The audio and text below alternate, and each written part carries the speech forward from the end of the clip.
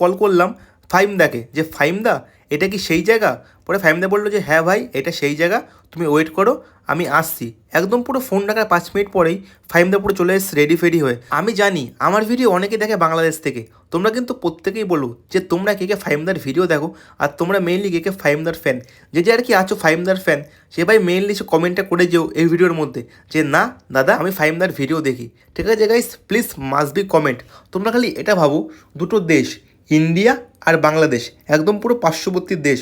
এই যে ফাহিমদা সে হচ্ছে একজন বাংলাদেশি কন্টেন্ট ক্রিয়েটার, সে হচ্ছে ভিডিও বানিয়ে থাকে ফেসবুকে ইউটিউবে, তার ফ্যান ফলোয়ার প্রচুর প্রচুর প্রচুর। এটা তোমরা প্রত্যেকেই জানো বাংলাদেশে RS5 মানে হচ্ছে একটা বড় নাম। যদি কোথাও শোনা যায় যে RS5 মিট আপ রাখছে সেখানে ভাই সেই লেভেলের ভিড় হয়। আর একদিকে আমি একটা ইন্ডিয়ার ছোট্ট কন্টেন্ট ক্রিয়েটার যে হচ্ছে কি বানিয়ে থাকে ভিডিও ফেসবুকে আর ইউটিউবে।